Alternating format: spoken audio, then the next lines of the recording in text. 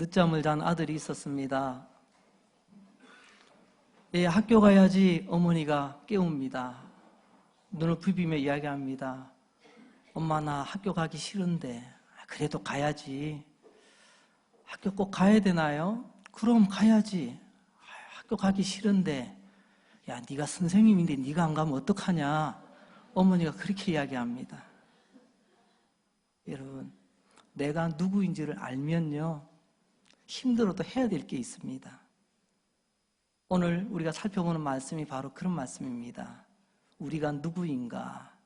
하나님의 아들, 하나님의 자녀입니다. 아니, 엄밀히 말하면 우리는 하나님의 아들, 하나님의 자녀가 아니었어요. 그러나 하나님의 은혜로 우리가 하나님의 자녀가 되었습니다. 하나님의 자녀가 된 우리, 하나님의 자녀답게 살아야 되지 않겠습니까? 이것을 우리는 신분에 맞게 살아간다, 그렇게 말씀드릴 수가 있습니다. 열심히 사는 것 중요합니다. 그러나 바른 열심이 되지 못하면 땀은 흘렸지만, 수고는 했지만, 시간은 흘렀지만 늘 제자리에 맴돌 수가 있습니다. 이스라엘 백성들이 애굽에서 나와 광야를 지날 때 광야의 그 여정을 돌아보시기 바랍니다. 그도 열심히 살았습니다. 하루하루를요. 40년을 그렇게 살았어요. 돌아보니까요, 딱 그 자리더라고요. 40년을 살아도 그 자리에 머무는 인생이 있고요, 다 며칠을 살아도 믿음의 진보가 있는 삶이 있게 됩니다. 오늘 하나님 신분에 맞는 삶을 살라고 말씀하시는 마태복음 5장, 우리가 얼마 전에 이 말씀을 쭉 살피다가 우리 주제를 우리 감사에 맞추는 가운데서 잠시 쉬었다가 오늘 이제 그 결론을 맺는 날이기도 합니다.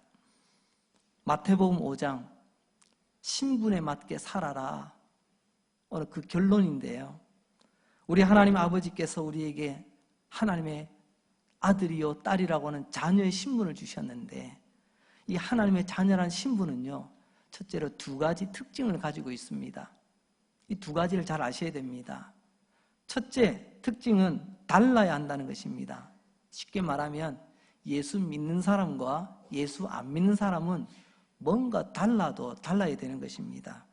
거지는 거지다워야 됩니다. 이런 품바 타령하며 북치고 흥겹게 하면서 장터에서 이런 맛있는 먹거리를 파시는 분들이 계십니다.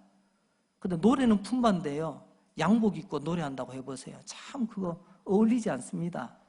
그래서 그분들은 얼굴에 이런저런 좀 우스꽝스러운 분장도 하고 걸치고 있는 옷, 그 옷은 누더기 옷처럼 만들어가지고 그렇게 신나게 품바 타령을 부르면서 그렇게 장사를 합니다. 여러분, 거지는 거지다워야 되고요, 왕자는 왕자다워야 됩니다. 왜요? 그의 신분이 있거든요. 그럼 우리는 어떨까요? 예수 믿는 우리는 믿지 않는 사람과 달라야 됩니다. 먼저 믿은 사람은 나중 믿은 사람과 달라야 됩니다.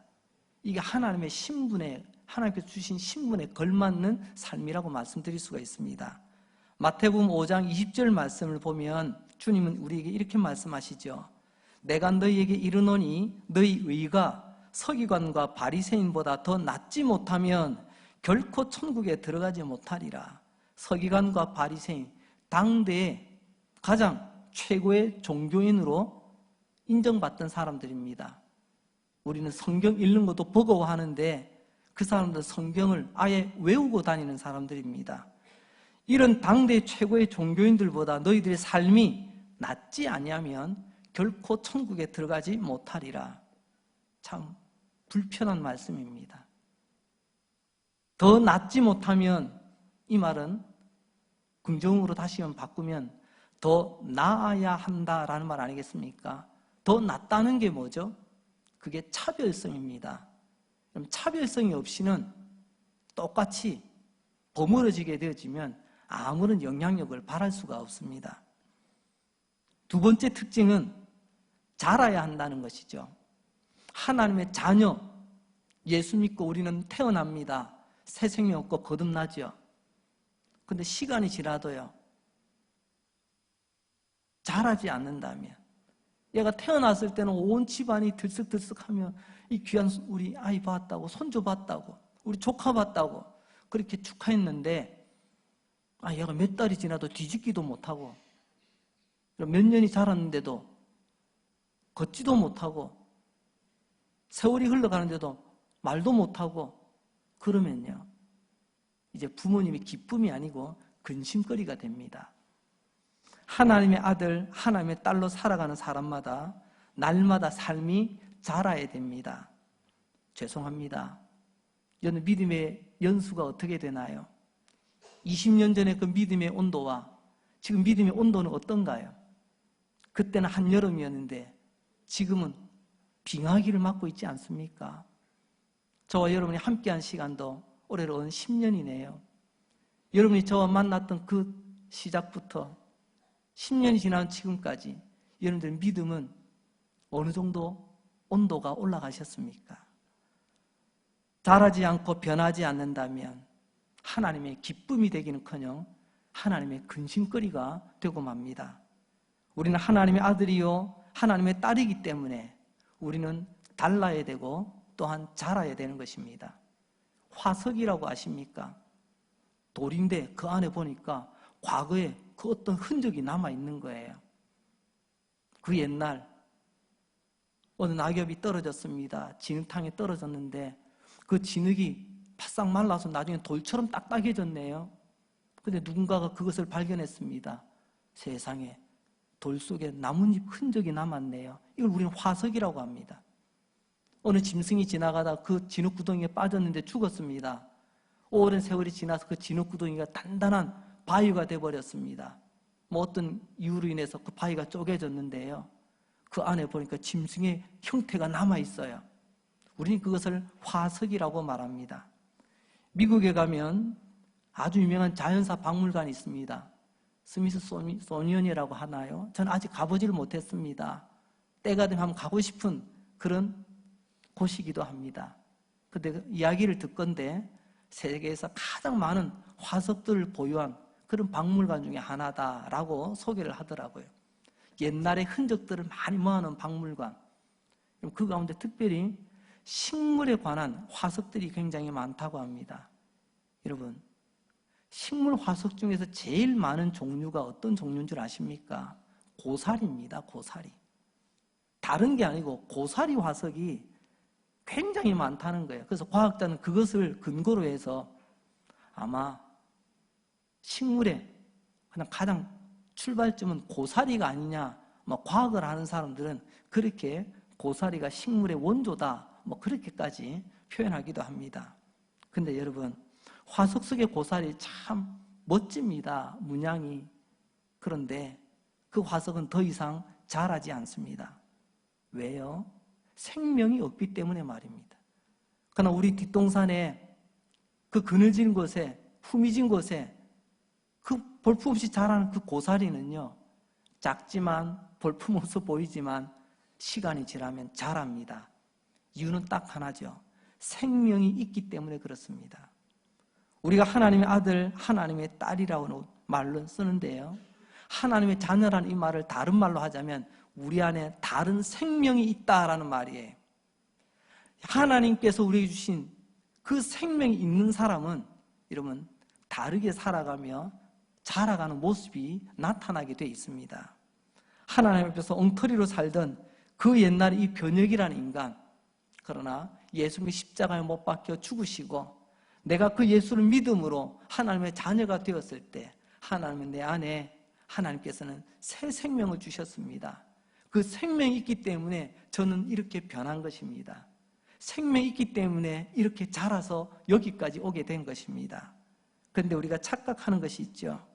하나님께서 우리에게 주신 그 생명을 우리 영생이라는 말을 쓰기는 하는데요, 영생이라는 말 한문으로 보니까 길 영자를 쓰더라고요.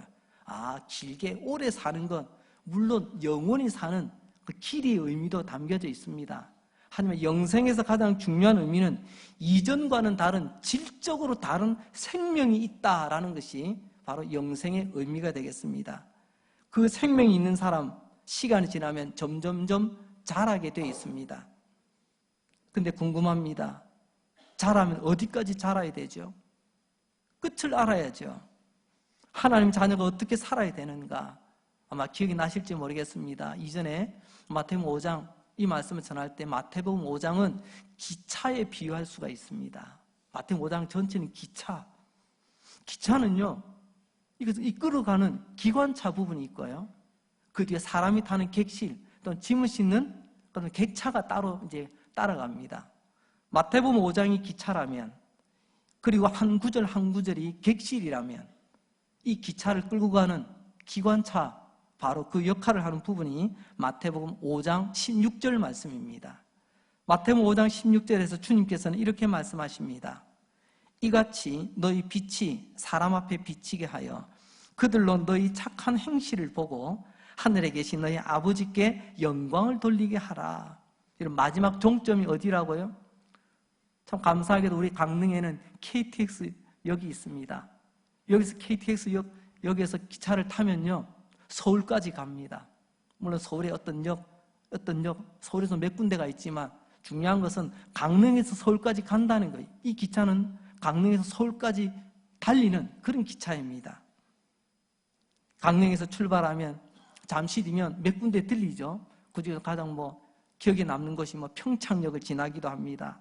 만종역을 지나기도 합니다.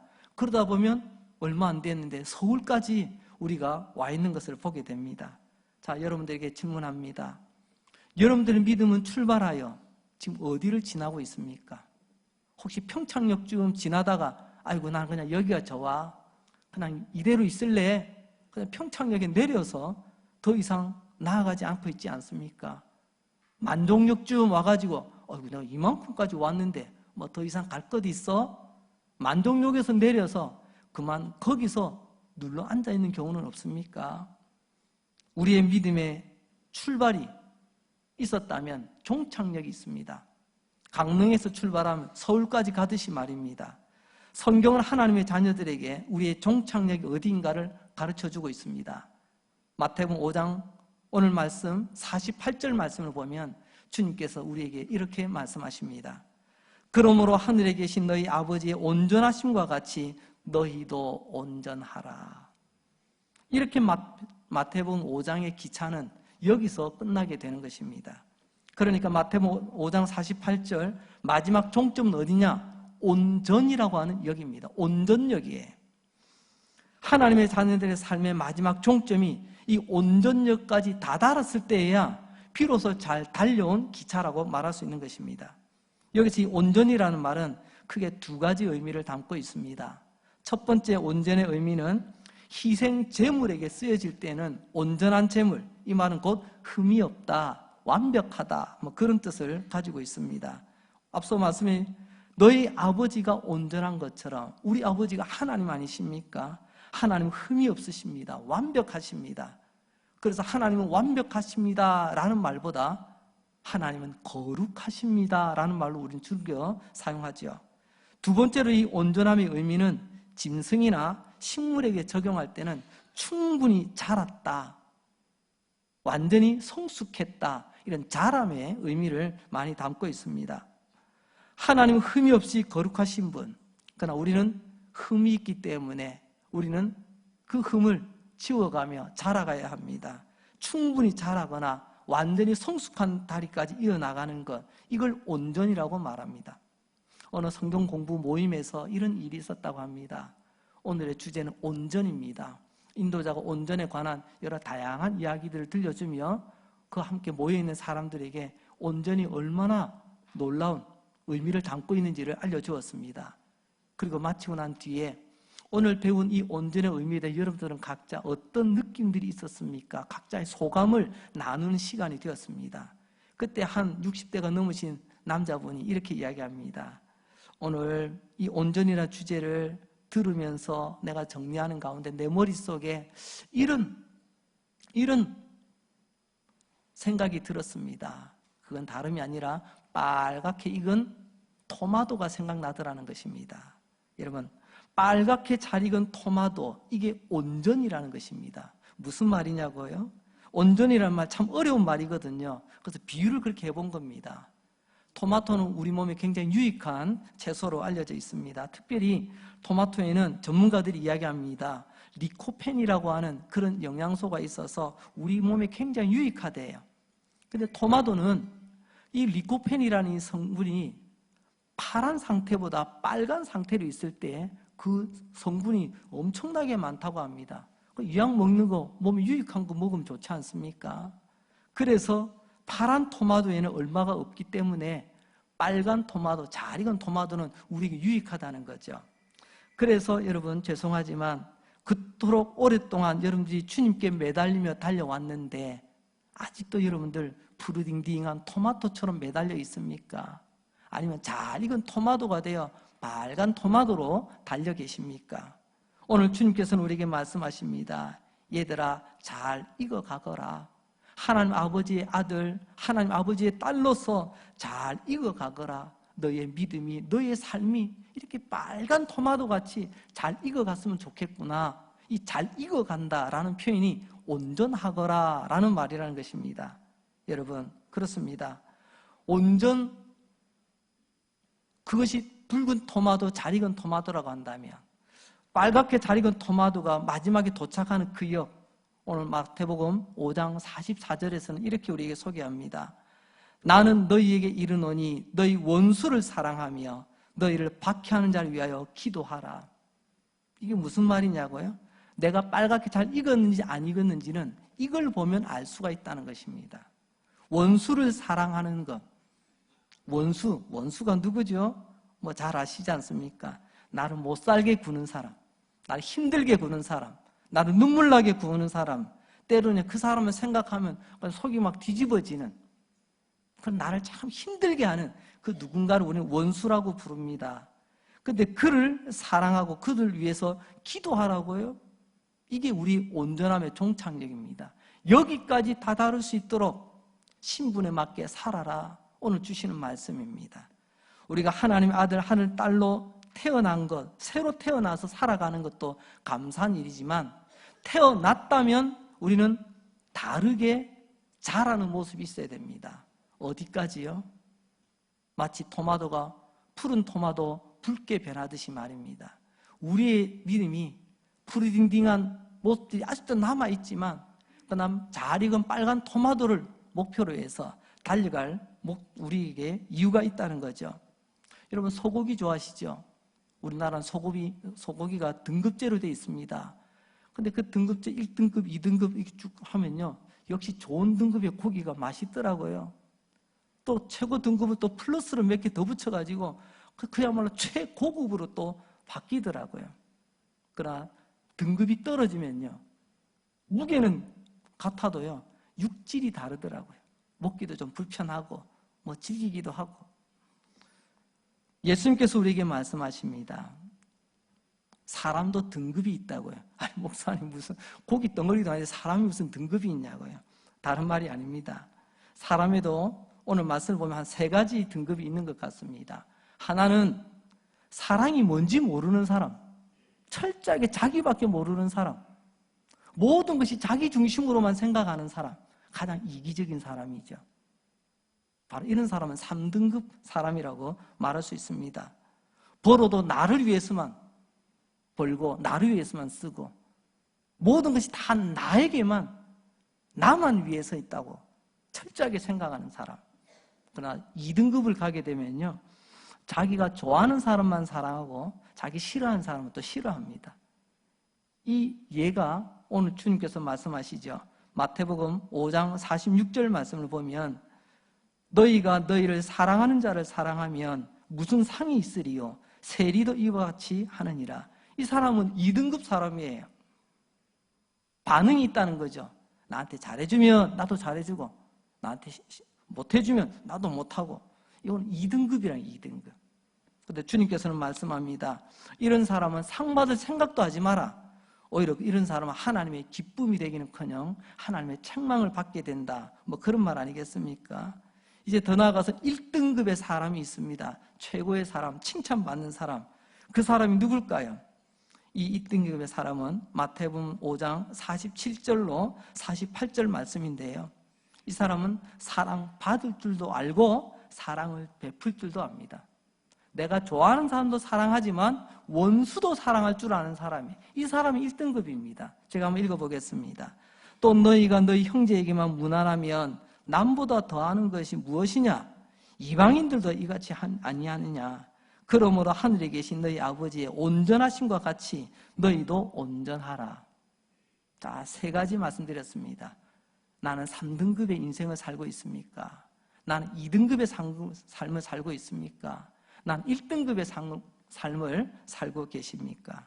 여러분, 나 좋아하는 사람 나도 좋아하고, 나 싫어하는 사람 나 싫어한다고요? 그거 누구나 한대요. 그런데 하나님은 그걸 원치 않는다고 하십니다. 심지어는요, 하나님의 자녀는 원수까지도 사랑하라. 나를 가장 힘들게 했던 사람, 눈물 나게 했던 사람, 그 사람도 사랑을 하는 거예요. 자, 그러면 이제 2가지 질문으로 또 한 걸음 더 나아가 봅니다. 그럼 어떻게 원수를 사랑하란 말입니까? 나는 도저히 그게 쉽지가 않을 것 같은데요. 어떻게 사랑하죠? 주님 말씀하십니다. 마태복음 5장 44절에서 주님은 이렇게 말씀하시죠. 나는 너희에게 이르노니, 내가 말하는데 너희 원수를 사랑하며 너희를 박해하는 자를 위하여 기도하라. 여러분, 원수 사랑이 뭐냐고요? 그를 위해서 기도하는 것이 원수 사랑입니다. 실제로 이 말씀은 전혀 다른 2 말씀 같지만 사실 알고 보면 똑같은 의미를 담고 있습니다. 여러분, 예수님께서 말씀하시는 원수를 사랑하는 최고의 방법이 뭐냐? 떡 하나 더 주는 것. 우리 속담이 있잖아요. 아이고, 미운 놈? 떡 하나 더 준다고. 여러분, 그게 아닙니다. 주님은 말씀하십니다. 원수를 사랑하려면 그를 위해서 기도하거라. 이미 고인이 되셨지만 우리 한국교회 믿음의 큰 스승이 되실 만한 목사님께서 설교하시던 그 표현이 아직도 제 기억 속에 맴돌고 있습니다. 오늘 이 본문의 내용을 가지고 그분께서는 이렇게 말씀하셨습니다. 여러분, 아무리 미운 사람도 그 사람의 이름을 계속 부르면서 기도하면 긍휼한 마음이 생기고 사랑하게 된답니다. 저는 그 말씀이 좀 가슴을 저며왔어요. 우리는 어떻습니까? 원수, 때로는 불편하면요, 그냥 눈 감고 등 돌리고 상대도 안 하려고 하잖아요. 주님 말씀하십니다. 그래도 이 목사님을 통해서 하나님 말씀하셨습니다. 나를 불편하게 하는 그 사람, 나를 아프게 하는 그 사람, 나를 힘들게 하고 눈물 나게 했던 그 사람, 그 사람을 위해서 그 사람 이름 부르며 기도하다 보면 그가 불쌍한 마음이 들 때가 온다. 그가 불쌍하게 여겨지면 그를 사랑할 수밖에 없다. 그래서 주님께서 우리에게 말씀하신 것 같습니다. 원수를 사랑하라. 그를 위하여 기도하거라. 여러분, 우리 힘들게 하는 사람 참 많죠? 여러분 보시기에 목사는 그런 사람 있을 것 같습니까? 없을 것 같습니까? 예, 제가 다 보여드리지 않아서 그렇지요. 저도 이런 사람, 저런 사람 참 많습니다. 하지만 그것 때문에 속상하기보다 오늘 이 말씀 붙들고 말입니다. 그 사람 이름을 한번 불러봅니다. 또 불러봅니다. 부르다 보니까 진짜 그 사람이 불쌍하더라고요. 아이고, 오죽하면 그랬겠나. 오죽하면 그랬겠나. 불쌍한 마음이 되면서 오히려 그를 위해서 기도할 마음이 생기더라니까요. 여러분, 여러분의 마음을 아프게 하는 사람, 그 사람이 혹시 여러분의 부모이십니까? 여러분의 남편, 여러분들의 아내이십니까? 여러분들의 형제요, 여러분들의 친구들이십니까? 그 사람의 이름 부르며 기도해 보시기 바랍니다. 주님 말씀하신 것처럼 그 영혼이 불쌍해짐을 느껴지는 그 순간을 하나님께서는 허락하실 것입니다. 너희는 하나님의 아들이요 하나님의 딸이니 익어가거라. 말갛게 잘 익은 토마토처럼 잘 익어가거라. 우리는요, 익어가기를 거부합니다. 나는 그래도 푸른 반점이 남아있는 게 좋아요. 나는 덜 익어도 좋아요. 그런 사람 소망 없습니다. 주님 말씀하셨죠. 결코 천국에 들어갈 생각도 하지 말라고 말입니다. 2번째 질문입니다. 그럼 왜 원수를 사랑해야 되죠? 우리는 원래 하나님의 아들, 하나님의 딸, 자녀가 아니죠. 죄인입니다. 이 말을 다시 말하자면요, 하나님께는 원수였어요.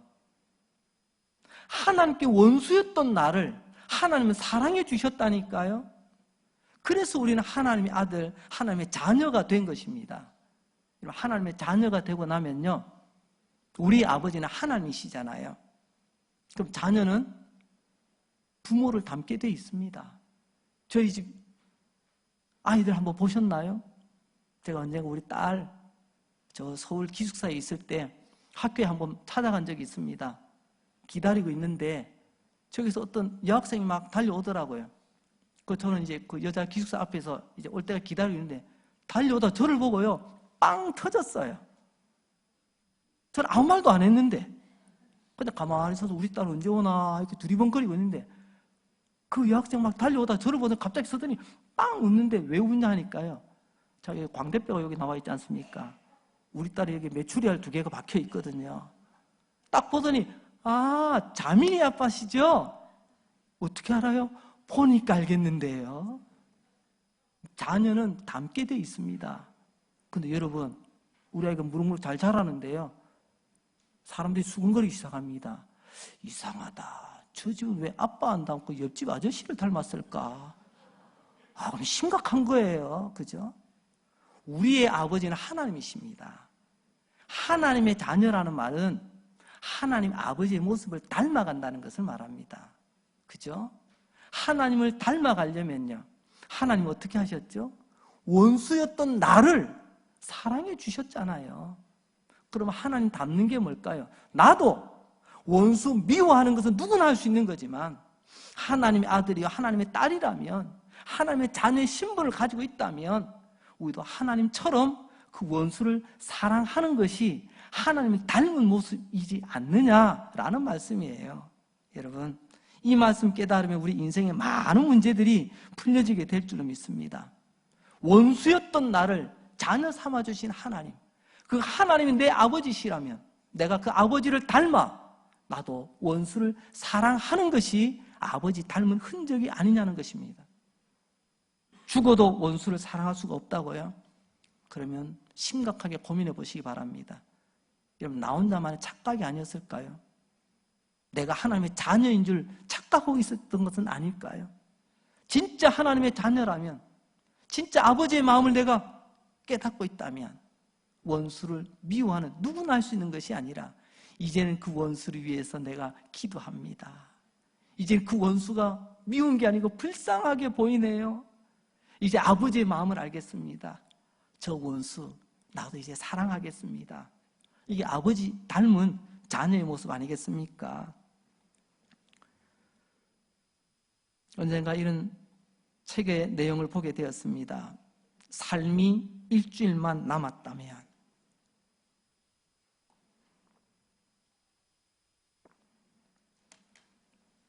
어떤 분이 갑자기 생애 충격적인 선고를 받습니다. 선생님, 이제 일주일밖에 남지 않았습니다.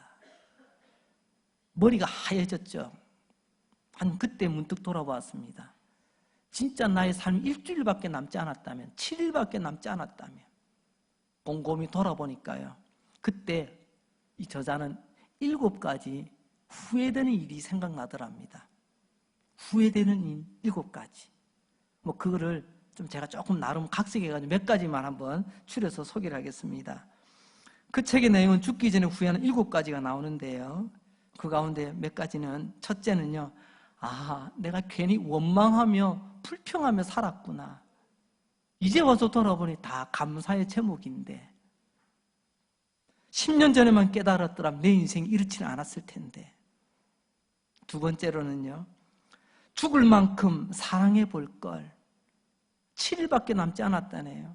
내 가족, 내 친구들, 내 이웃들, 내가 10년 전으로만 돌아갈 수 있다면 저들을 내가 마음껏 사랑하며 후회 없이 떠날 텐데 이게 후회가 되는구나. 3번째로 그는 이야기합니다. 내가 너무 옹졸하게 살았구나. 내가 마음을 열고 좀 넓게 살 걸. 10년 전에 내가 그걸 깨달았더라면 지금 내 삶은 이렇게 옹삭하진 않았을 텐데. 그리고 4번째는요, 오늘 주제하고 연결이 되는데요, 내가 조금 더 그 사람을 일찍 용서할 걸. 그 미움 때문에 내가 속이 쓰리고 내 몸 상하고 내 인생 다 망가져 버렸네. 그래서 이런 이야기가 있더라고요. 우리가 마지막 날 하나님 아버지 앞에서 심판받을 때에 여러분 딱 목소리 들어보면 안답니다. 아, 이 사람은 천국 갈 사람인지 지옥 갈 사람인지. 깔깔깔 하면요 천국 갈 사람이래. 웃으면서. 한쪽에서는요 껄껄껄 하면서 가면 후회하는 소리죠. 이러지 말걸, 그럴걸걸. 우리의 마지막 순간 주님 앞에 기쁨의 소리 깔깔깔 하며 천국으로 함께 가서는 우리 모두가 되었으면 좋겠습니다. 하나님께서는 바울을 통해 우리에게 이렇게 말씀하셨습니다. 디모데후서 4장 7절 말씀을 보면 나는 선한 싸움을 싸우고 나의 달려갈 길을 마치고 믿음을 지켰으니. 바울의 고백, 진짜 우리 가슴을 때리는, 요즘 뼈를 때린다는 표현도 있던데요, 진짜 우리 가슴에 주먹질을 하는 그런 귀한 말씀입니다. 나의 달려갈 길을 마쳤다. 이 말은요 그냥 내가 죽을 때가 됐다 이런 말이 아니에요. 내 인생은 달리기였다. 주님이 주신 내 인생, 나는 힘차게 달려왔다. 이것은 사도라서 하는 말이 아닙니다. 목사라서, 장로라서, 권사라서 할 수 있는 말이 아니에요. 이 말은요 하나님 앞에서 부끄럼 없이 후회 없이 산 하나님의 자녀만이 할 수 있는 말입니다. 이제 말씀을 정리하겠습니다. 제가 한 달 전에요 건강검진을 받으러 갔습니다. 뭐 걱정하지 마세요. 2년에 한 번 국가에서 받으라고 뭐 오는 거 있잖아요. 그래서 가까운 병원에 건강검진을 받으러 갔습니다. 이제 그 코스가 처음에 갔더니 팔을 걷고 이렇게 뭐 혈압을 재는, 그 두 번째 코스가 신발 벗고 올라가서 키 재고 몸무게 재는 자리에, 그래서 신발 벗고 올라가서 키를 재는데요 나도 모르게 여러분 발가락에 힘이 딱 들어가면서요 뒤꿈치가 사사사사 올라가더라고요. 이렇게. 여러분 제 그 키 몇 센치 그 늘려서 그 뭐 하겠다고, 그죠? 근데 왠지 기록상이라도 내 키가 조금 늘어났으면 좋겠다 이래서 막 앞꿈치에 발레도 아닌데 막 힘이 들어갑니다. 여러분 내가 뭔가 좀 잘해보려고 하면 뭔가 좀 까치발을 막 들 때가 있잖아요. 뭔가 좀 제대로 보려고 하면 좀 발꿈치를 들고 막 두리번거리기도 하지 않습니까? 근데 이 까치발은요 오래 못 갑니다. 조금 있으면요 부들부들 떨리다가 다시 또 돌아와요. 그래도 우리는 뭔가 좀 해보려고, 뭔가 좀 잘해보려고 할 때는요 까치발을 버쩍버쩍 들 때가 있거든요. 여러분은 하나님의 아들, 하나님의 딸로서 그 신분에 걸맞게 얼마나 까치발을 한번 들어보셨습니까? 하나님 아들답게 한번 살아보겠습니다. 하나님 딸답게 한번 살아보겠습니다. 하나님의 거룩한 자녀답게 한번 살아보겠습니다. 얼마나 한번 까치발을 들어보셨습니까? 오늘 우리 주님 말씀하십니다. 얘들아, 빨갛게 익은 토마토처럼 잘 익어갔으면 좋겠다. 여러분, 지나간 많은 세월 속에 세월은 흘리는데 나는 여전히 푸르딩딩한 그런 설익은 토마토처럼 아직도 매달려 있습니까? 아니면 너는 참 잘 익은 빨간 토마토 같구나, 우리 주님 칭찬하시는 그런 모습으로 무르익어가고 계십니까? 오늘 마태복음 5장이라는 기차가 마지막 종점에 도착합니다. 온전하거라, 온전역에 도착합니다. 거기서 우리 하나님 우리를 기뻐하며 반겨 맞으실 줄로 믿습니다. 우리 기차 타고 여행해보면요 내가 도착하는 곳에서 나를 마중하는 분들이 나오시잖아요. 우리의 종착역, 거기서 하나님 우리를 팔 벌려 기다리고 계시는데 평창역 쭉 가다가 나 여기서 내릴래, 아무도 반겨주지 않습니다. 만종역 그 정도 가다가 내리면요 나는 요만큼이 됐겠지 했지만 아무도 반겨주지 않습니다. 우리가 믿음의 종착역까지 멋지게 달려갔을 때 우리 하나님 천군 천사와 함께 우리 기쁨으로 맞아주실 줄 믿습니다. 저와 여러분 이런 복된 인생길 마지막까지 걸어갈 수 있기를 주의 이름으로 축복합니다. 기도하겠습니다. 하나님 우리 아버지, 오늘도 건강 주시고 호흡 주시고 믿음 주시고 예배당에 나와 예배하게 하시니 너무너무 감사합니다. 또 하나님의 생명의 말씀 들려주셔서 때로는 기쁘기도 하고 때로는 슬프기도 하고 때로는 아픈 상처가 일어나기도 하고 때로는 불편하기도 하지만, 그러나 성령님 믿습니다. 우리 각자의 믿음의 형편을 따라 하나님께서 은혜로운 우리에게 전하여 주신 줄로 믿습니다. 주님, 나를 힘들게 하는 사람이 있습니다. 진짜 그 사람 사랑할 수 있도록 성령님 도와주시기 원합니다. 내가 그 사람 때문에 너무 힘듭니다.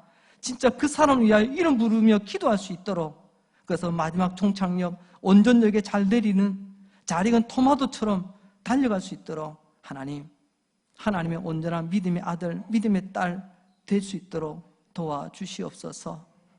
이 시간 우리 가운데 병든 자들을 고쳐주시고 삶에 묶인 자들을 풀어주시고 간절히 인생의 문을 두드리는 자들을 열어주셔서 저들의 나아가는 걸음걸음 복되게 하여 주옵소서.